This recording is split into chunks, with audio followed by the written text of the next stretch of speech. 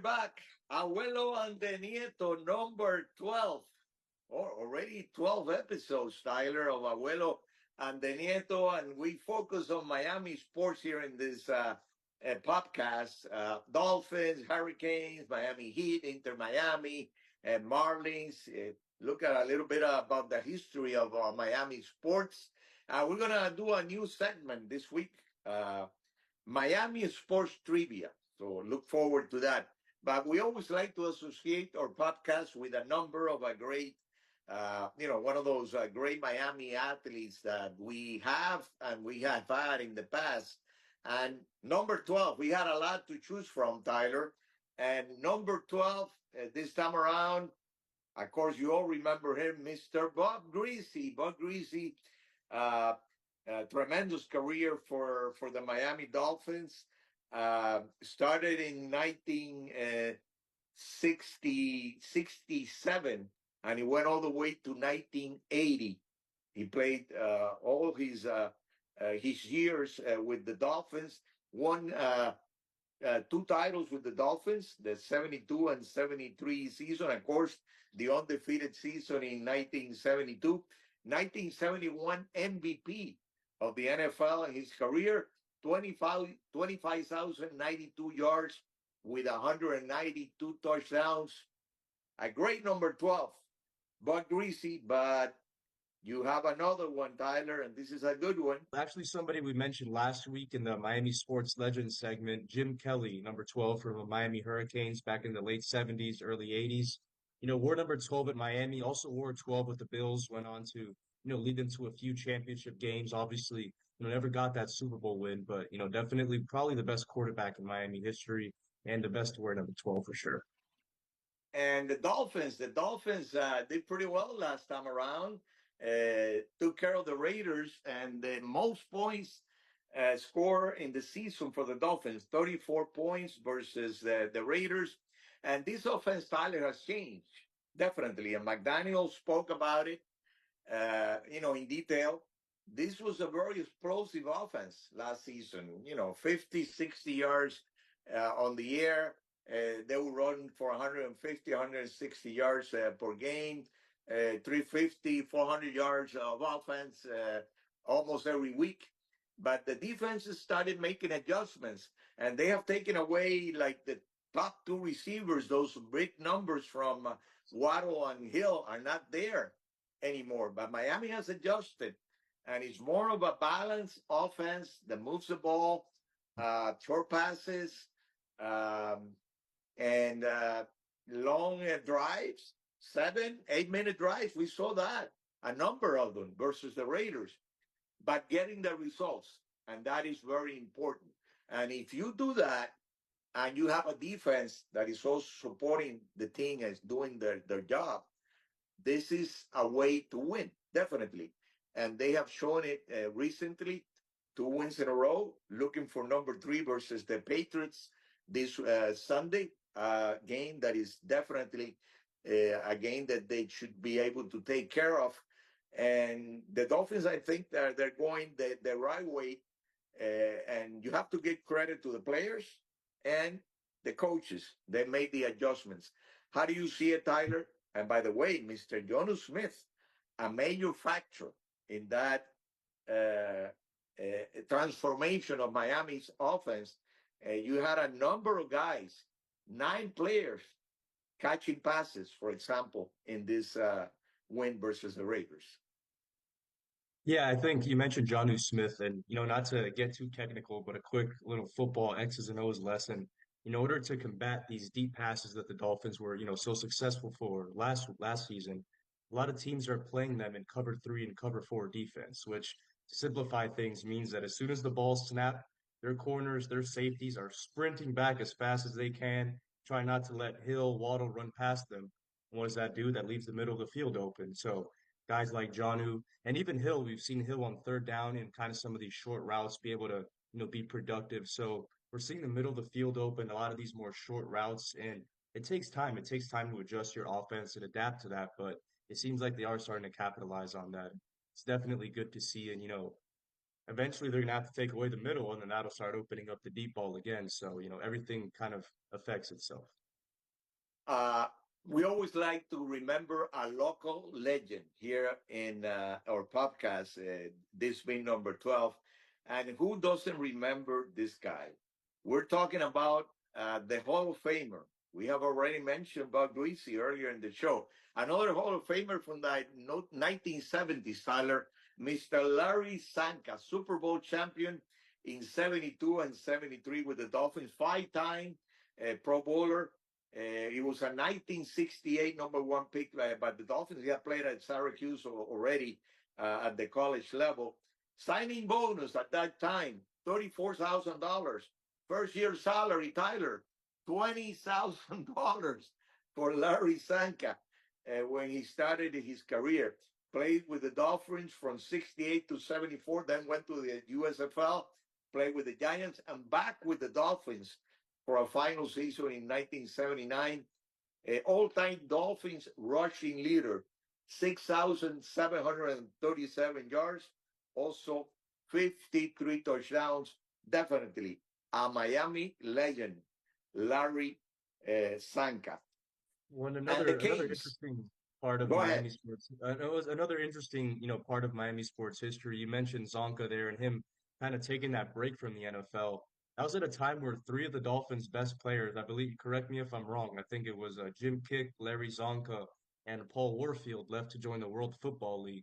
And just, 40, 50 years later, think if something like that happened today, if, Tyreek Hill, Tua, and Raheem Mostert, left to go play in the XFL. So that's something that, when I was a kid, kind of scrolling through Wikipedia, it definitely was pretty interesting to me. And let's focus now on the Canes. Two very important games at the end of the season. Wake Forest this Saturday here at home. Then they go to Syracuse, and two games that they need to win. They need to win in order to be in the ACC championship, and of course the opportunity of being in the playoffs. And this last game, the Georgia Tech game, could be costly for the Canes. And there's been some criticism, especially about the coaching, and some people saying that the Miami coaches were out coaching this game. I would say you have to say some of the other games. You have to think about the Cal game, maybe a game that they were out coached also.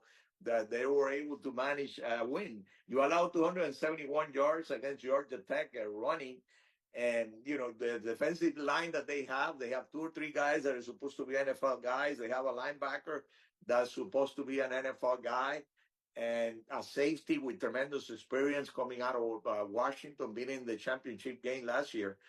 You have to think that they have to play better defense, and they have to make adjustments. They had a quarterback basically by himself there. No running back beside him or anything like that. That type of a setup offensively, empty backfield, and that guy was running and was running with some success against the Canes. So I look for adjustments. Hopefully they can get it going defensively and also offensively, because they scored 23 points, only 3 out of 10 on third down situations. They have to be better offensively also. But if they take care of these last two games, they're in a very good position to be in the playoffs. How do you see it, Tyler? I know that you look, I'm being critical at this time, but you look at the season as being extremely successful, but you have to make sure that you take care of the opportunity that you have. Yeah, I agree. And like you said, I think it's, once you kind of have that realization that this isn't a defense that's going to keep up with any single team they face in the playoffs, so you just kind of be happy, kind of enjoy the season for what it was. Probably the best season they've had since, that De'Aaron King year, which everybody knew was kind of a fluke year, started off the season undefeated. But think about a Miami team that has had this much national attention, this much traction, where everybody knows who your quarterback is. Little kids are doing a celebration. I do think this is probably the first and most important step to putting this team back on the map. And hopefully the defense, maybe that's something that'll get fixed next year, whether it's with the new defensive coordinator, putting some more experienced guys on the field. But I think, this year, obviously you don't want to chalk it up. You'll keep rooting for your team, but unfortunately, that defense is something that this point in the season, I don't see it getting fixed. If we're in week 4, week 5, obviously you can implement some new things, try out some new guys, but we're at the end of the season. They've thrown everything they have against the wall and it hasn't worked. So Yeah, they have one of their top corners coming back for this game, and of course, you look, to the future. The recruiting class is very good again, and maybe right now number 7 in the country. So they look to be in a good position for the future. My favorite segment, fantasy football with Tyler. What do we have, my friend?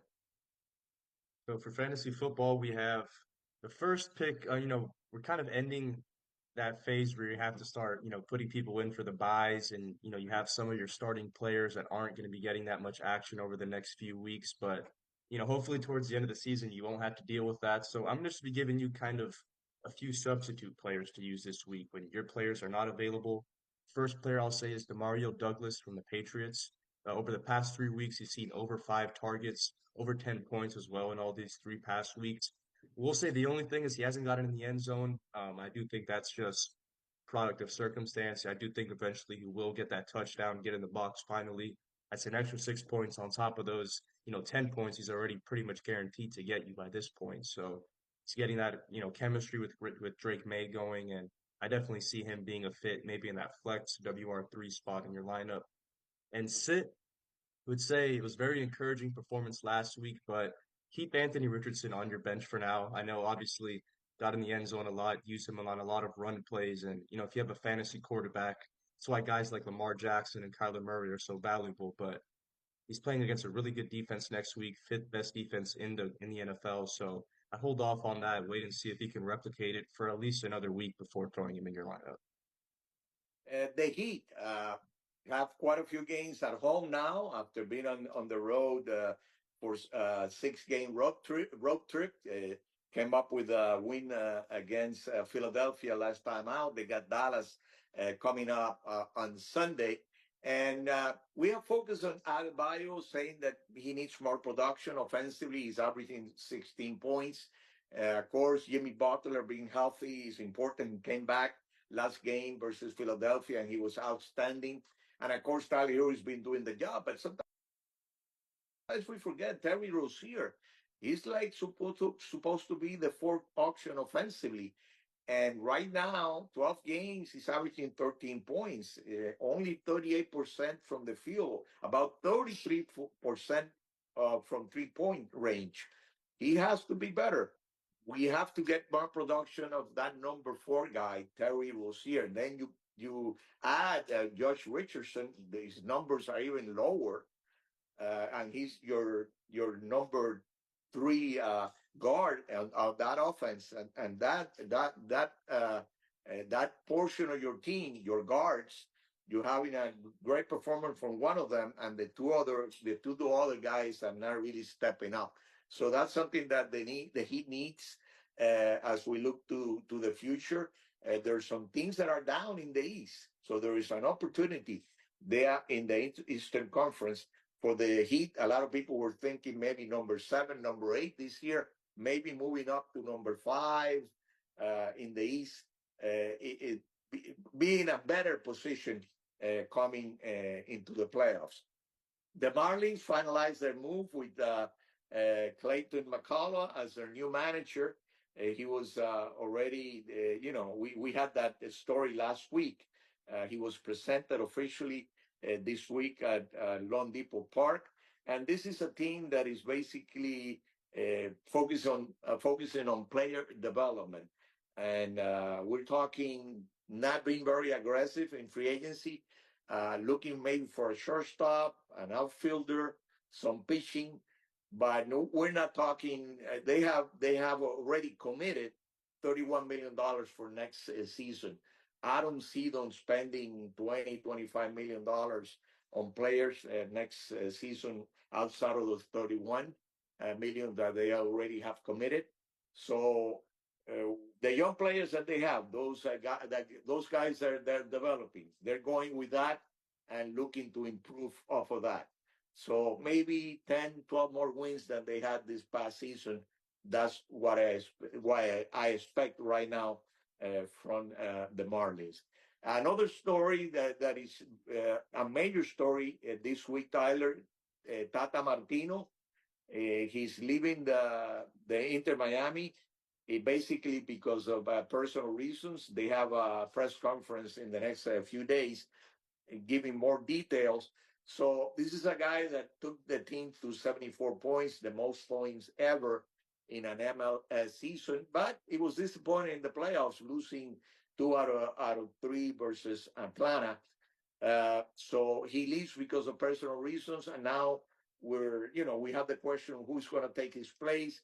They are talking Javier Mascherano, which is the sub 20 coach for Argentina, in a relationship with Messi, which is very important, having him next season again, and also Xavi Hernandez, the former Barcelona manager, also a possibility, but he says that he doesn't want to play. He doesn't want to be back coaching until the middle of next year, so he might be out because of that situation. But it will be interesting to see which way those Inter Miami go with their new coach. Uh, right now, we have something which is new in the podcast, Tyler, and it's trivia, Miami sports trivia. We're going to have three questions. I'm going to ask two, and you're going to ask me one, and see who does better. In your case, you got two questions, so you're going to probably have a harder time. And I'm going to give you a very difficult question to start this off. And we're going to try out the knowledge of our listeners and our viewers also, of course. And this is going to probably be the most difficult one that I'm going to ask you, through the history of the podcast, to see how you handle it. And I'm going to give you some help. The question is the following. How many and which are the Miami Dolphin Hall of Famers?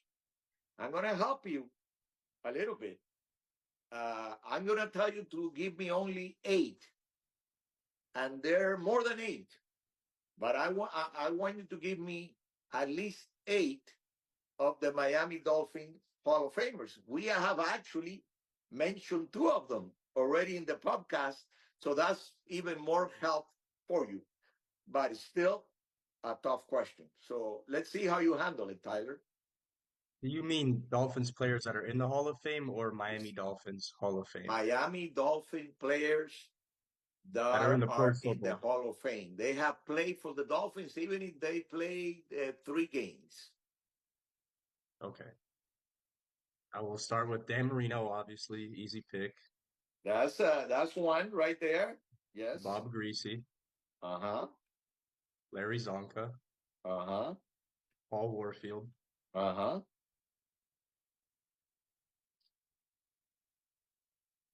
You got 4. let me see. You got a guy that is with the Canes right now. The coach.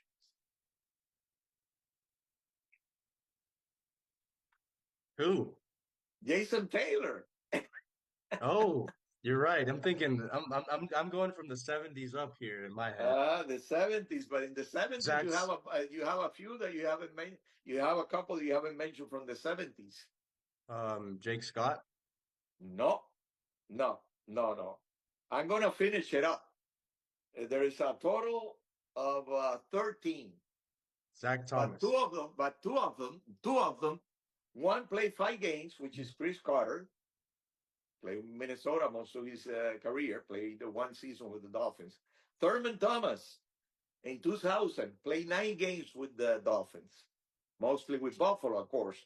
But then the other 11 are the ones that are really Dolphin guys all the way. You did not mention Nick Bonacani, Jim Langer from the 70s, Larry Little from the 70s, Mr. Dwight Stevenson, maybe one of the greatest centers of all time. I already told you Jason Taylor, Zach Thomas, the most recent one, and of course you have mentioned Paul Warfield. So you had 4. You were you could have done a little better. You could have done a little better, but you were pretty good. You were pretty good. Number 2 question. This one I'm going to give you a multiple choice with this one. Make it easy for you. Who was the first player ever drafted by the Miami Heat? And I'll give you Ronnie three Cycli. choices. Three choices. Sherman Douglas. No, let's give the fans a chance also, Tyler. Sherman Douglas, Glenn Rice, Ronnie Cycli, or Luis Castillo. Ronnie So Cycli, of course. Ronnie Cycli, of course, Ronnie Cycli, 1988. He was number 9 in the first round. Great rebounder. He had 34 rebounds in one game for the Miami Heat. Born in Beirut, Lebanon. I did a report from his house. We used to do a report, a Miami Heat show back in WLTV Channel 23, and I did a report from his home. A very nice guy, Mr. Ronnie Cycli. What do you have for me, Tyler? I'm pretty sure you're gonna get me. I'm pretty sure you're gonna get me. Go ahead. You named me. Actually, and I honestly think I'm not going to get you with this one, unfortunately. I was a lot more confident at the beginning, but in 1993, the Marlins had their opening day. Who was the starting pitcher for that team? Charlie Hoff. There we go. Yeah, the veteran knuckleballer, Charlie Hoff. Charlie Hoff in 1993. I was at that game, Tyler. So that's why also I remember that team, which was an awful team, but it was the beginning. But in 97, they already won a title. So it took them one of the fastest teams to ever win a title in any sport. 1997 they had already won the a title, and then 2003 their second title. So I think this was a very good podcast, Tyler. We did good. I like the trivia. Hopefully our fans liked it also.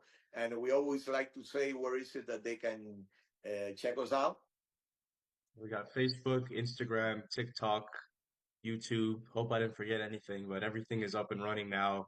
Posting on all the pages. TikTok is doing well, so whether it's the Facebook fans carrying over to TikTok or just new people listening, just want to say always that we appreciate it. All right, so we finished number 12. Number 13 is coming up, and I know who was one of the guys that is associated with the number for next week already. I mean, it's a no-brainer. One of the Yeah, guys for next week. If he finds out that we didn't mention him in the podcast as a number 13, he's gonna be very upset, and I don't want that guy upset. So thank you guys for listening and viewing our podcast. And